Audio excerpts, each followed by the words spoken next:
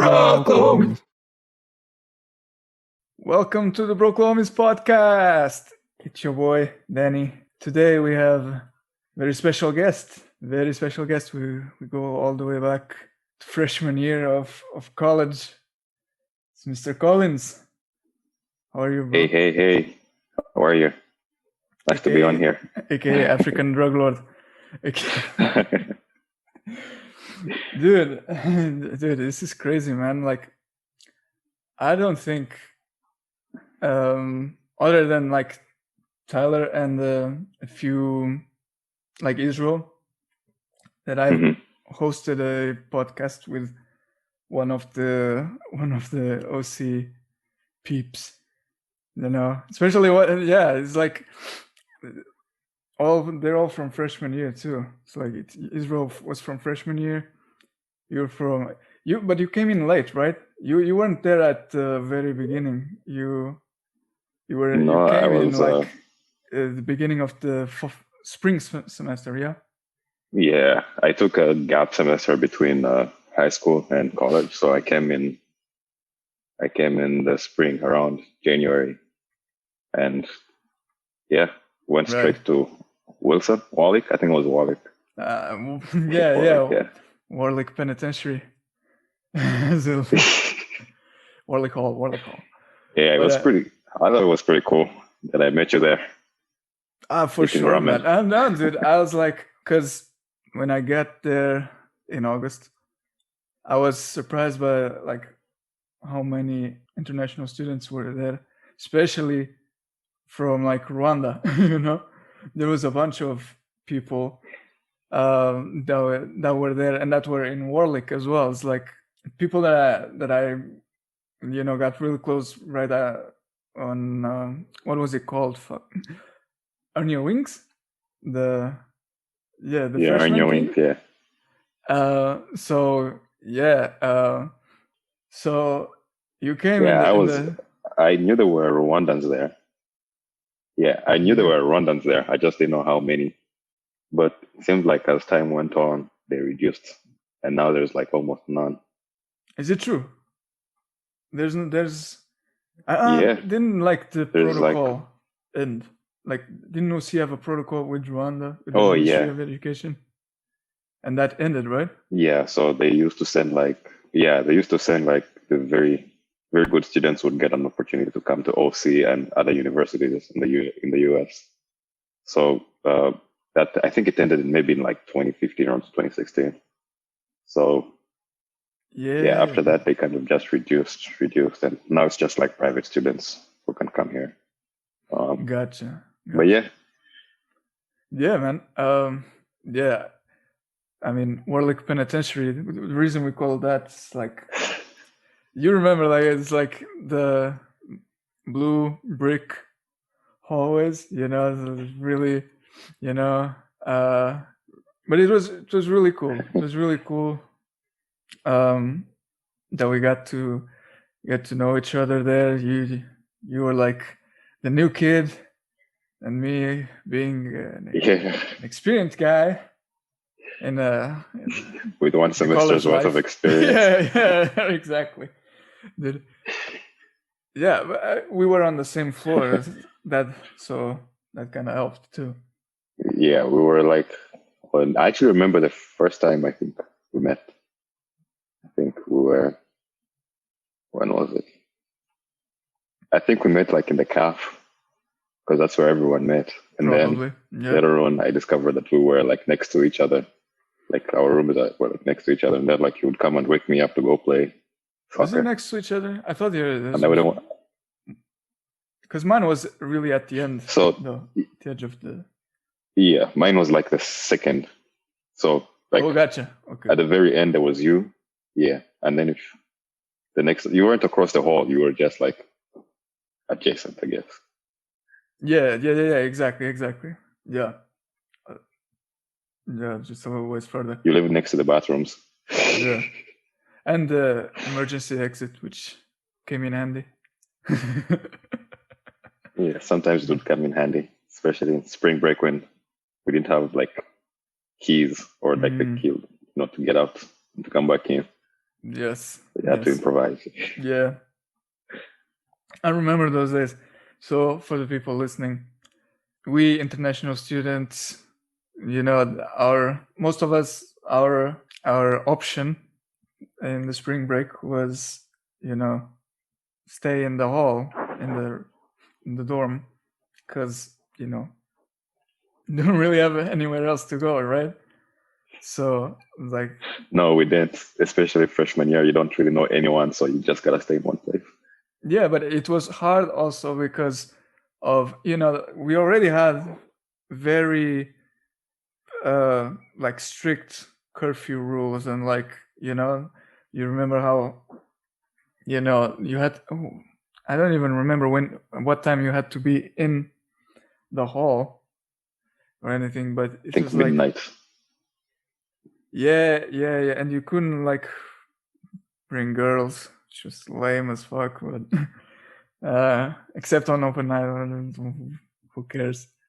But during the spring break, those curfew rules, I guess, still applied, or you needed like, you couldn't just leave. You had to use your ID to like open the door, so the entrance door to the hall, not just you had to use that, and for some reason, and then even if you were late, like if you tried to use the ID, it wouldn't work or something, right? If it was too late, it would just sound the alarm or something. If it was too late, yes. So no, it just wouldn't work. And if you try to break in, you couldn't get in. But if you try to get out, yeah, you could break in. But if you try to get out, it would sound the alarm. And yeah, I know a couple of guys who actually sounded the alarm trying to get out, but oh yeah, I remember never that too. Yeah. I was a good student. We were good students who used the emergency door. The emergency door had a trick under the door, so the door looked like it was closed, but actually it wasn't. It wasn't making contact, and you could get in and out, at least until I actually didn't the RA know. found out. Yeah, I didn't know if that was like possible, because I just remember one day coming and seeing the door like kind of open. I was like, oh, we can actually get out.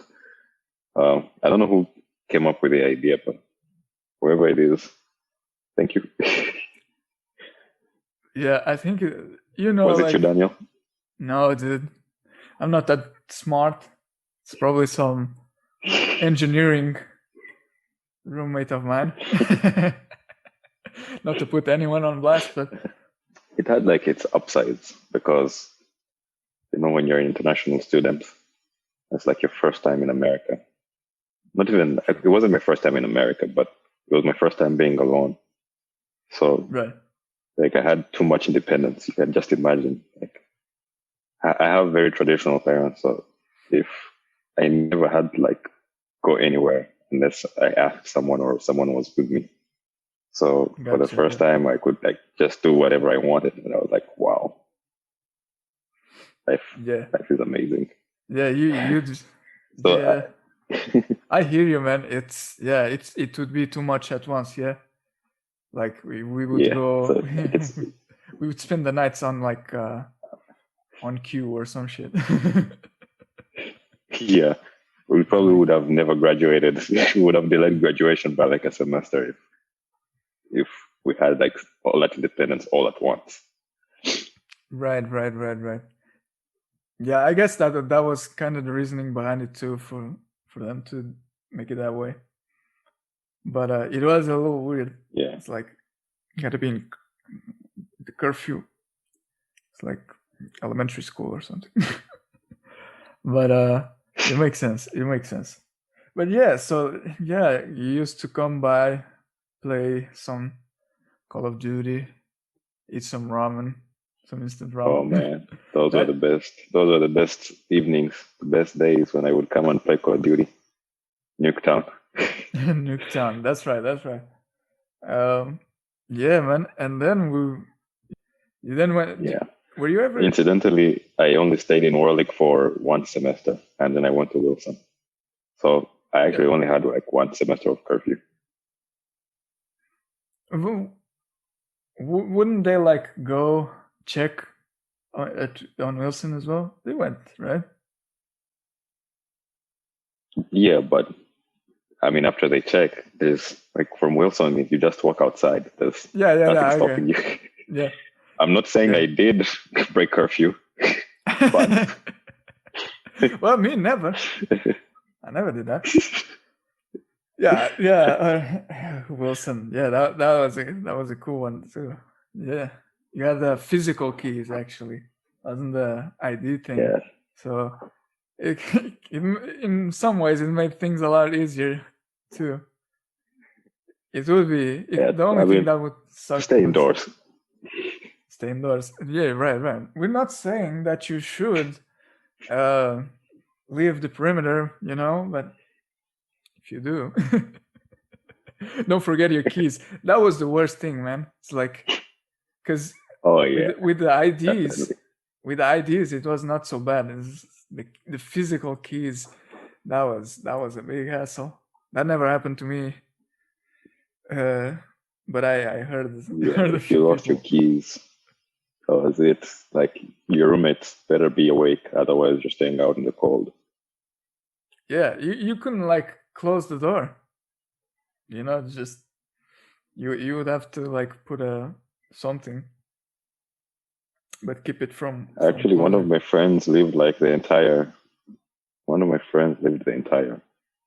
sophomore year with like the doors not closed, so they would just not lock it at all.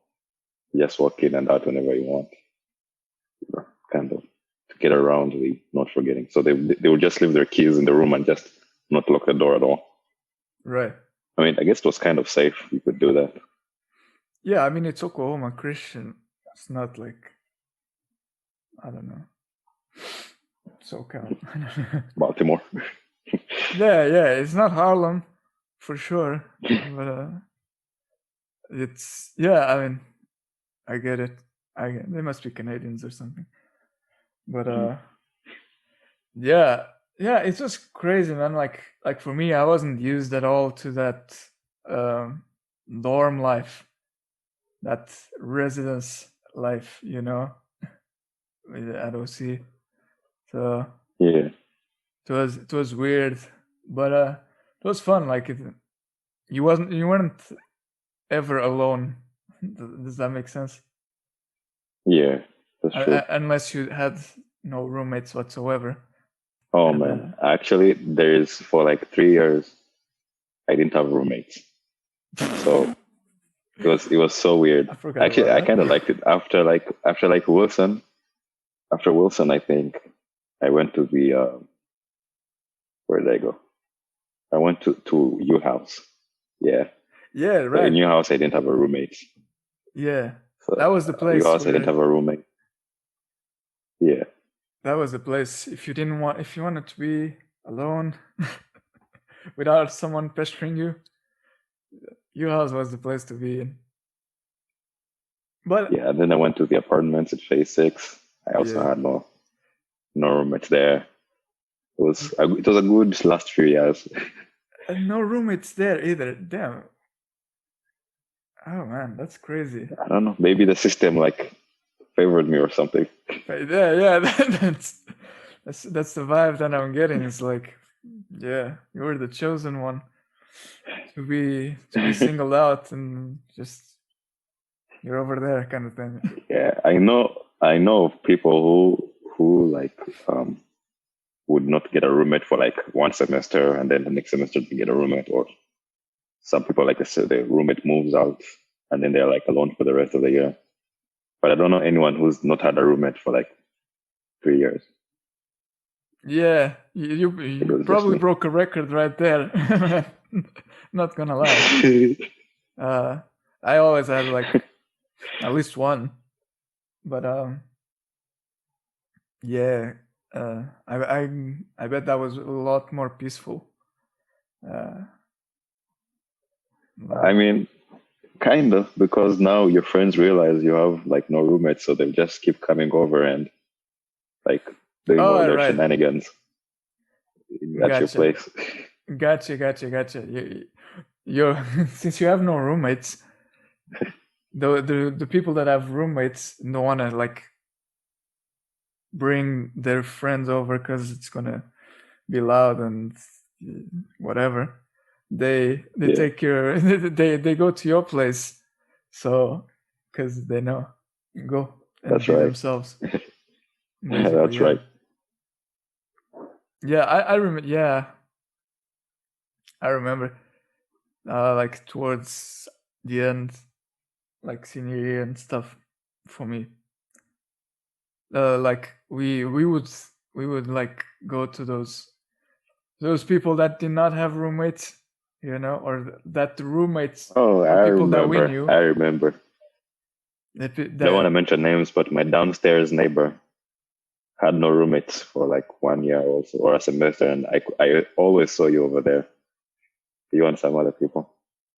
I don't know what you were doing. Actually, I know what you were doing. Yeah, you were there too, dude. You know damn well what. I was only there like once or twice. Yeah, but it's enough. I know what was going on. It's enough times. We were Bible study, prayer. All very peacefully, very just hanging out. Yeah. Yeah, totally not making too much noise. Not being you too really loud couldn't make too much noise because I was the one who was upstairs, so I couldn't complain. Yeah, and if you were the one downstairs, the guy downstairs also couldn't complain because yeah. I wonder who was downstairs. I don't remember who was at the very bottom, but I think they were also pretty cool people. So that's why everybody there was pretty chill. Like phase 6.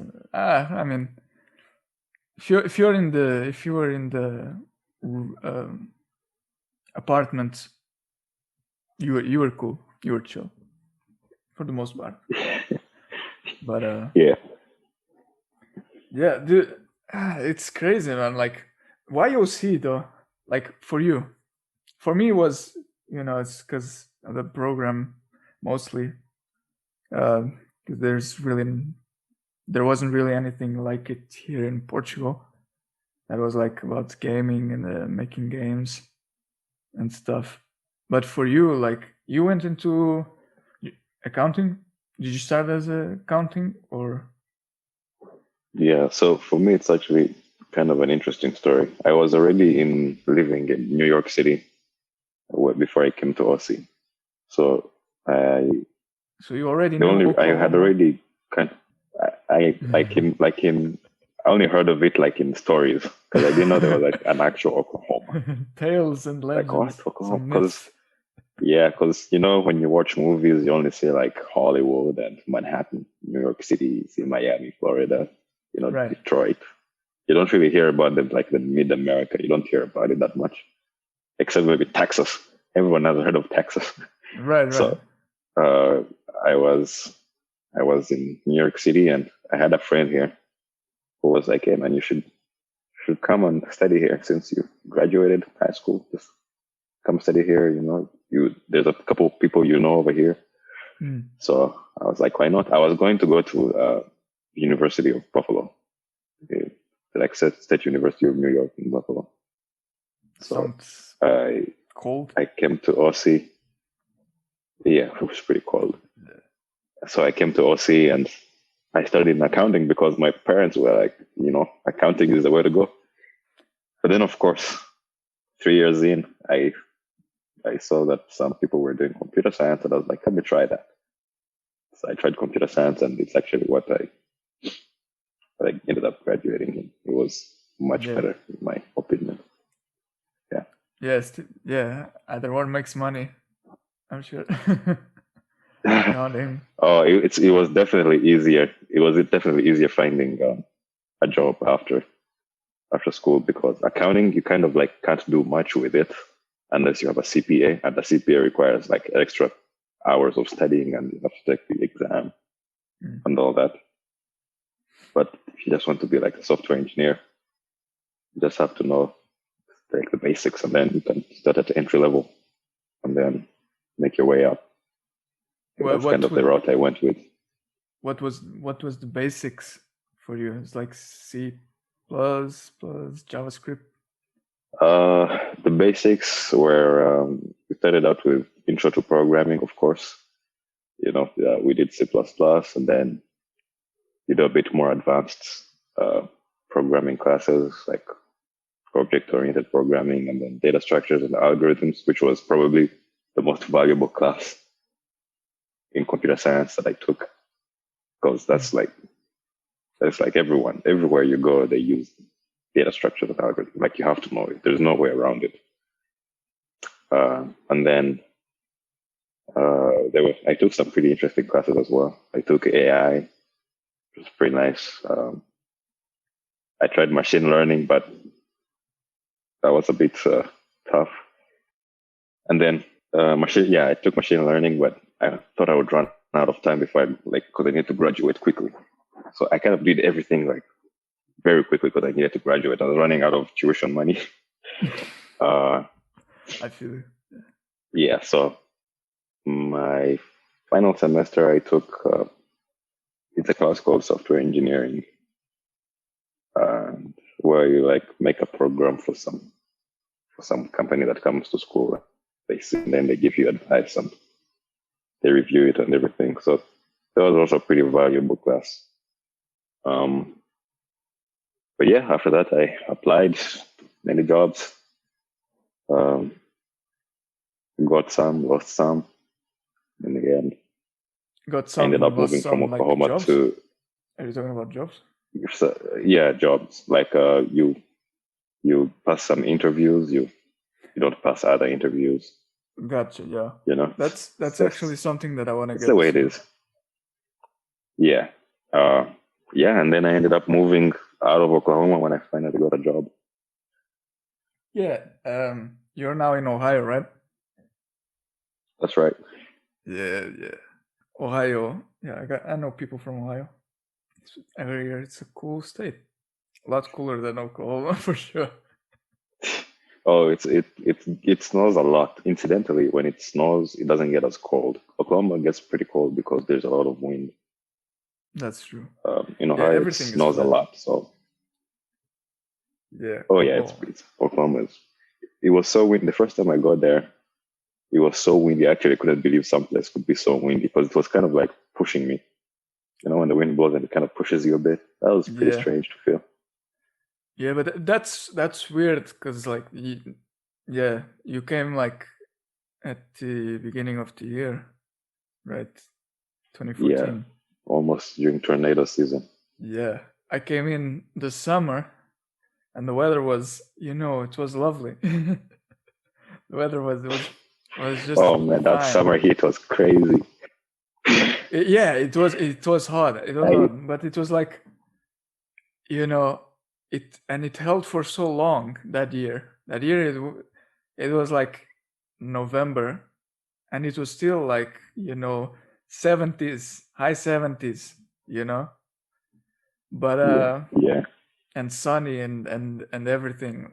But then December, all of a sudden, it drops like 15 degrees, 20 degrees Fahrenheit. There's two places that were pretty hot that I visited. One was Oklahoma and the other was New York City. Those two places, it gets so hot. It's unbelievable. Yeah, I've actually been in New York City. New York City is because of the humidity. Yeah, humidity. I don't remember, but I remember like it was in the summer. It was like June, July or something. Yeah. And really hot. Really, really hot. Yeah, it gets pretty hot. The place where I would say it gets like mildly hot, like it's like nice temperature. The place I would say it's Virginia. But I went to Virginia. I actually wanted to stay there. I didn't want to go anywhere else just because of the weather. But I hear San Francisco is pretty good too, California. So. I wouldn't know, man. Ask Tyler. He knows. I've never been there. Tyler probably knows better. But yeah, Virginia, yeah. The deep south is like it's it's warm all year round, but the humidity and like the weather is really inconstant. Like it can be sunny for a while, and all of a sudden you got like thunderstorms, and rain and whatnot, But it's always warm, which is also really weird. It's like it's raining, but you don't. You're not gonna like put on a sweater and pants That's and right. everything. Like you're just gonna have to be soaked in your t-shirt and your shorts and your Crocs or flip-flops or whatever, Yeah.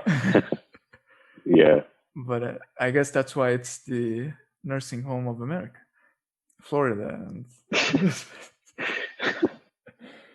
I love Florida. I really want to go visit Florida. Florida is It's really the place nice. I want to visit because I hear so much about it. I just want to see for myself. Florida is really nice, man. I think you'll like it. Yeah, go to the beach. You're thinking like Miami or something like that. I'm thinking of Miami and what's the other place called? Orlando. Orlando, yeah. The big cities. Orlando is cool, man. The theme parks are cool. The city is whatever. to be fully honest with you, man. Because it's like you think of Orlando, you think of the theme parks. You don't think of the city itself. Like I hear there's like a big Brazilian community there though, and it's like good food, like good Brazilian food and Latin food. So yeah, Florida. Whenever you can, take a break, especially in the winter, man. Like, cause you're in Ohio now. You're probably freezing your balls off, like I am here in Portugal. But in Florida, it's probably like 50, 60 the Fahrenheit. Yeah. So it's really great. You love it. You feel like it's spring. Yeah, doesn't it get crazy hot like New York too? Yeah, it's very humid, man. Florida is very humid. Ugh, that's the tricky part. But yeah, Ohio, dude, that's crazy. Cause you really don't think of a move there from Oklahoma, at least, I think. Yeah. So it was just like you. How did that come about? That gig in Ohio?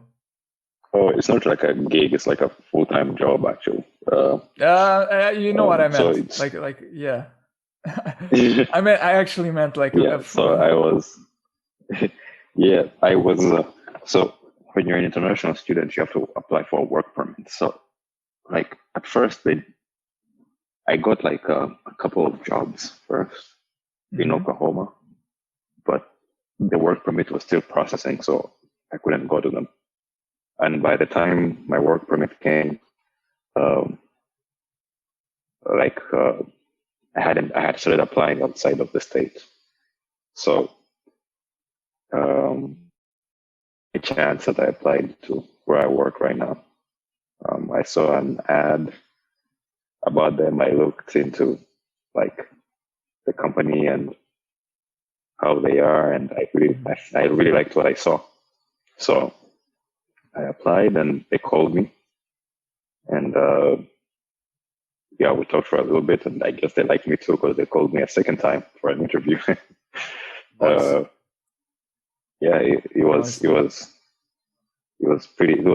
I think it was like a stroke of luck because it's like a really good place to work. I think it has allowed me to grow professionally, and like I'm a much better engineer now than I was last year. Where are you working more precisely? What company? It's called Patriot Software. So Patriot Software. Like a accounting software company. Yeah. Gotcha. So that's cool. That's cool because you do have a little bit of the accounting background. Does that count? Did that count like in your interview? Did that ever get mentioned? Actually, it did.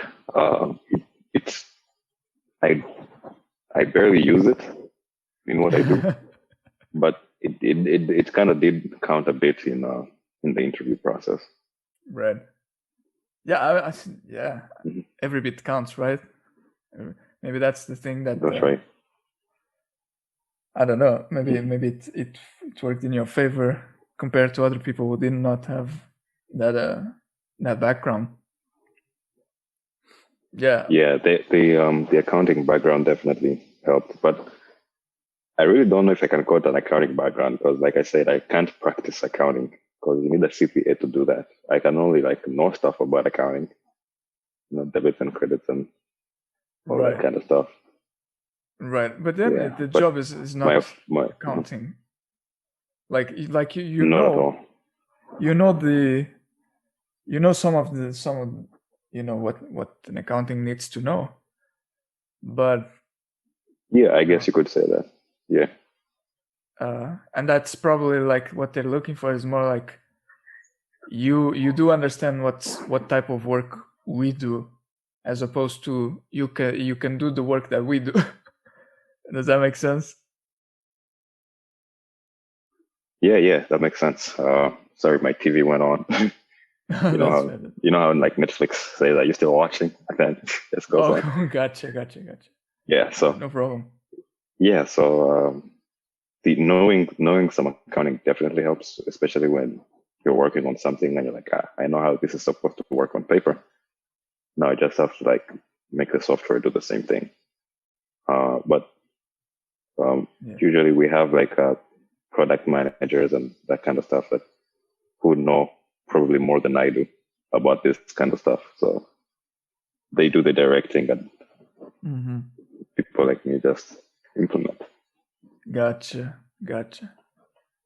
Yeah, is there like a big demand for that type of work, like in the US? There is, oh man, not even just in the US, in the entire world.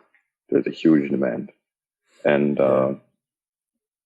there's even a bigger demand for those with experience. If you have experience in like some sort of developing as a developer, it's like you should know there is a huge demand across the whole world. So actually, you bring up a really good point, which is having previous experience.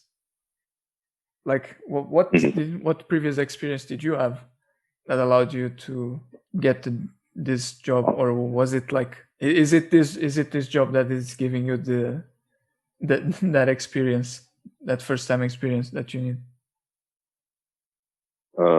So I had no prior experience. This job, I started like from the entry level, straight from like the very bottom. If you have more experience, of course, you're more desirable, like an internship experience or that kind of stuff. But I didn't really have any internship experience. It was. I was one of those students that thought that all you had to do was just study and do nothing else, and you get a job. But some of my friends already had like internships and jobs lined up before they graduated. So obviously they jumped straight in right after they graduated before me. Right. No, I feel you. I hear you, man. Yeah. I hear where you're coming from. Yeah. So if you didn't have like previous experience and you wanted to, or maybe the only way that you could get a job was to have previous experience, how would you go about getting that experience? Would you like develop something, some like application or something just to show? Would that be a possibility, or is it just through there is no like internships? straightforward answer? There is honestly no straightforward answer because in my case, I just had like a couple of interviews and for all the jobs I applied to, including some of the offers I got, they were just interviews. They didn't require like prior internship experience or something like that. Right. But I think in this industry, what you really have to be prepared for is that interview, because depending on where you're going, it could be extremely tough, or like they test you on the tech they use in their day-to-day workflow. So right, yeah, like you got to be up to date. If you know what you're doing, usually you shouldn't have a problem. Of course, no one is 100% perfect. There is like no answer. There's no right answer to every question. You can approach questions in different ways. They just want to see, most of the time, they just want to see like how you think and how you solve problems. Yeah. So if someone was joining, I would say just practice your data structures and the algorithms. Right. Make sure you're applying to places you think you will like, because one thing people don't understand is they think like once you put your foot in the door and actually get that first job, like then you're set and you're done. But it really matters. It matters for someone to get a job in a place where they like, a place where you'll be glad that you're waking up in the morning to go and work to. You don't want to like wake up every day and be miserable and be like, oh my God, I'm going to go back to this place again. No, right. It's like you feel like first and foremost, make sure the company like aligns with your values. Right. And I think I was very lucky in that scenario. In those regards, I was pretty lucky. I got a place where I really like working and I like what we do. There were places where there was a place I remember where I got an offer from, but the more I looked into it, the more I realized it was like a big machine. I don't know how I can. It wasn't for me. Yeah, it was like I'll just be a cog, part of like a big machine, and a cog in a way, just another. Yeah, that's it. I kind of it wasn't for me, that one. Yeah.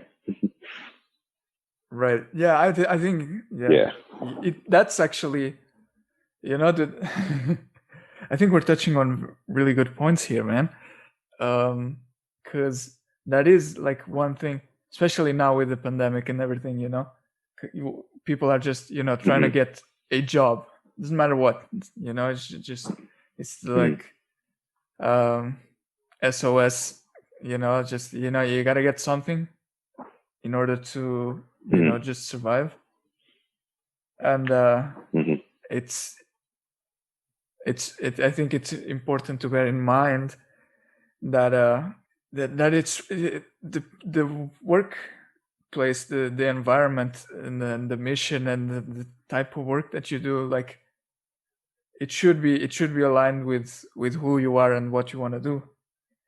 And that if you're not in a place that you like to be in, then you gotta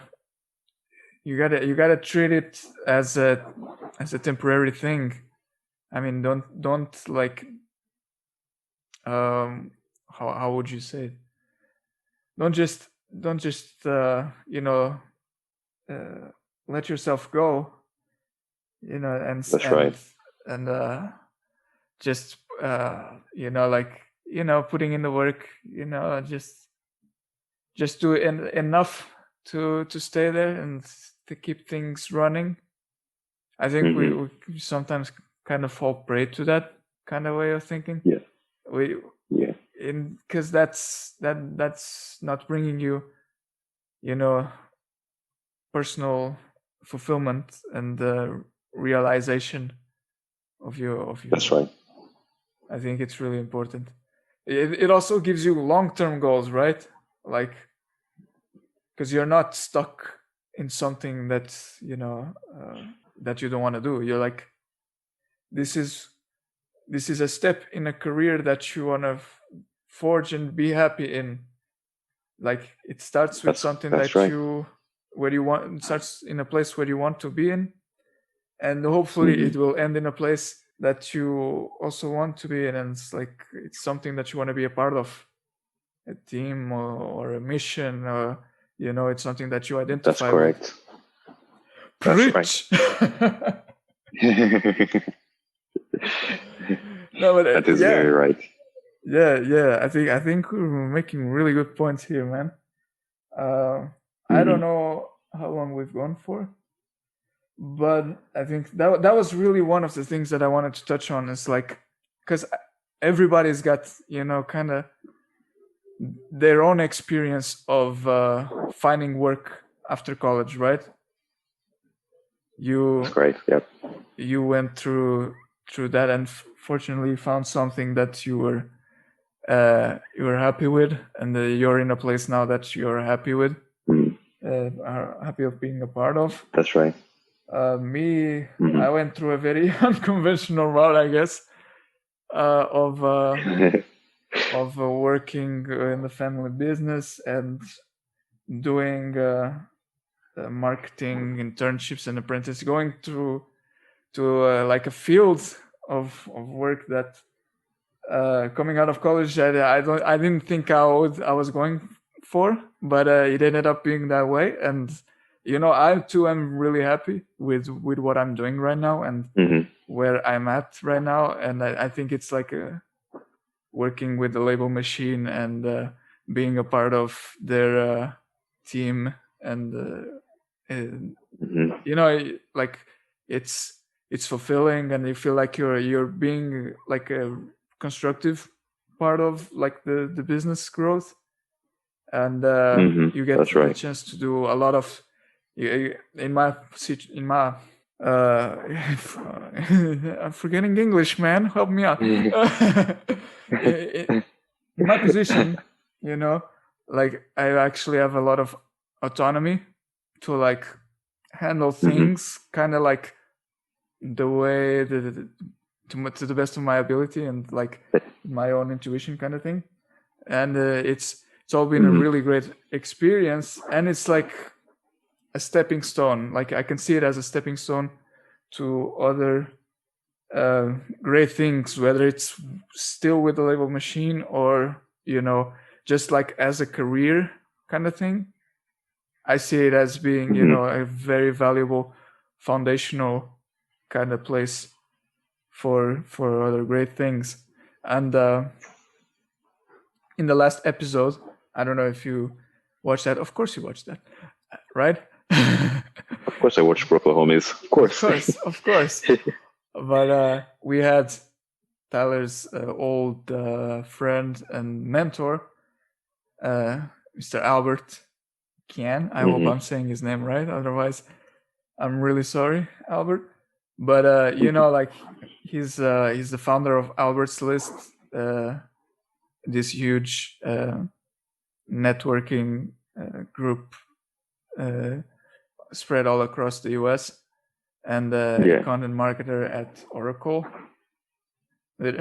First of all, I'm really glad that Albert was able to do that for us, man. And it was really, really cool to like get that insight of someone whose passion is to connect people and to get people jobs, get people to get hired, and some of the insight that he has, like like how getting a job today and the job market as it is today is so different than like what our parents went that's through, very right. That's very right. Like and I think that's, I don't know, I put something else as the snippet, but one of the things that really stuck with me is like like back in the day, like you just sent applications, it's like a free for all kind of thing, fire in the hole. Nuketown. Yeah. To use a reference that we know, it's just free for all, just shower applications, and that just doesn't work the way it used to anymore, and like people, Yeah. even like career wise, people are not staying in the same company for like 2-3 decades, or it's really hard for that to happen, just even because of things that are not that are outside of a person's control, like world economy and stuff like that. So Yeah. it was really, to add on to yeah. Say what? Yeah, I was about to say, to add on to your point of our parents having gone through different things than we're going through, and like just looking for a job in general, and what you're doing, there is like no formula to success. It's Right.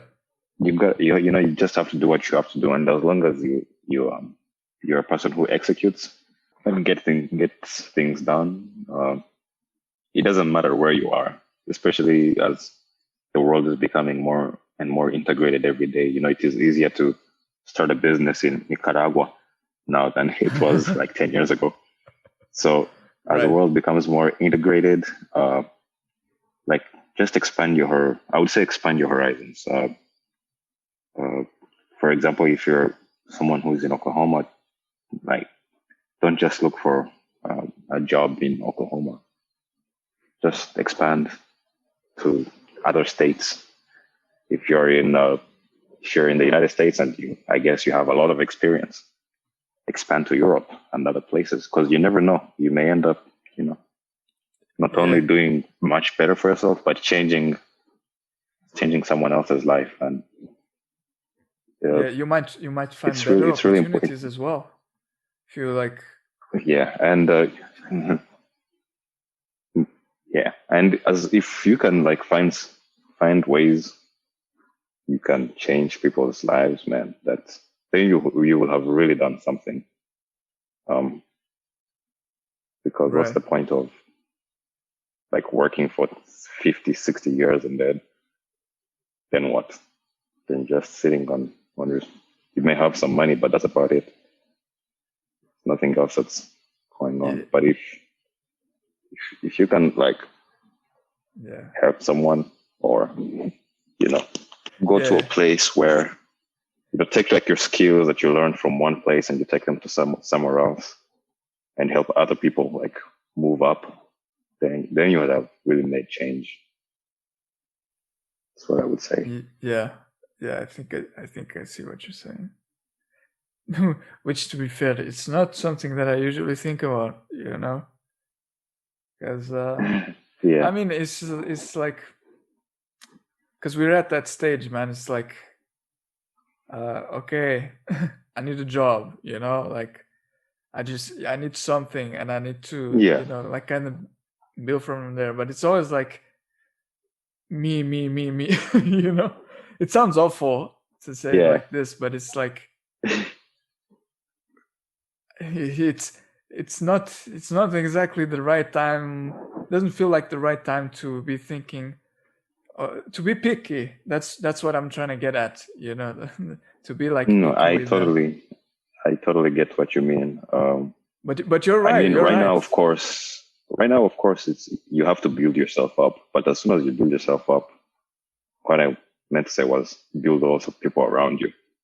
Don't stick to yourself.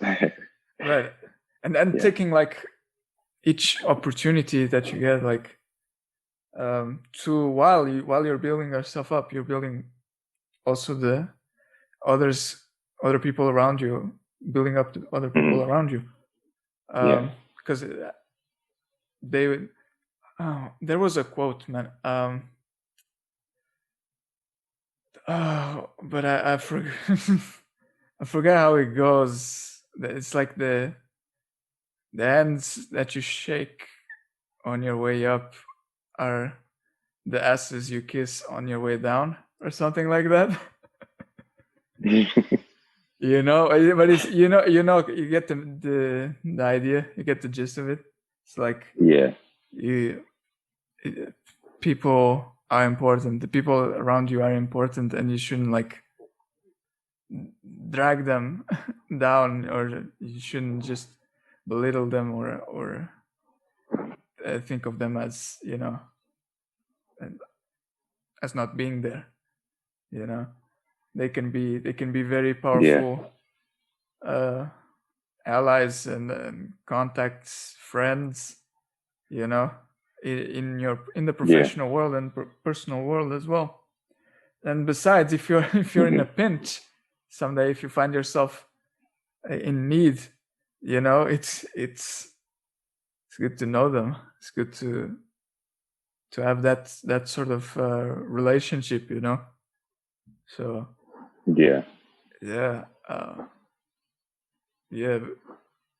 build yourself up, but don't forget the people around you, people that can help you. That's right. Achieve greatness. And man, that's right. I would close with that. Honestly, I think that's a great way to wrap up this episode. Yeah, man. Sure. You got dude. That's really important advice and motivation, especially now as we're heading into 2021, and we're still not sure if it's gonna be like the 2020 that we had hoped for in 2019, or if it's just gonna be a rerun of this year. So I don't want to jinx it. I don't want to jinx anything about 2021. So all I would say is I hope for the best. Yeah, exactly. Stay optimistic. See the glass half full. Yeah, absolutely. Dude, thank you so much, Collins. Thank you so much for doing this, man. It was about time that Broken Homies had you in the podcast. No problem, man. I hope I will be here again, like soon or in the future. For sure, man. We'll set it up. We'll set it up. All right, with Tyler too and the other guys. Yeah, dude. I'm telling you, man. The goal is for one day, for us to be like in a round table, all together, man. Yes. Which we partially accomplished with episode 20, where we recorded video and everything, and we got Tyler with Austin and Nick, and that was really cool. I mean that was not the biggest, but second biggest, and definitely the most hilarious of all the podcast episodes that we did. And it's just like you're there in person, present. It's just things just flow so much better, and it was really editing that for me was it was a blast. It didn't feel like a chore at all. It was just for sure. fun stuff all the way through. But yeah, man, like hopefully once the borders are a little more open and there's a little less fear of this pandemic thing, we'll be able to like be together in the same place without having to be like 6 feet apart or something. But for sure, man. You never know. You never know. I may be able to come to Portugal too. Dude, yeah, you're more than welcome, man. Right now, I can't leave my county, let alone leave the country. But for sure, man. I'm sure at some point in time we'll be able to make that happen. Yeah, man, for sure. All right, this was the episode 22, I think. I think it's the 22nd. Please follow us at Broklahomies podcast. That's at BROKLAHOMIES podcast. PODCAST. It was a pleasure to have you all, and have yourselves a lovely week. Until next time.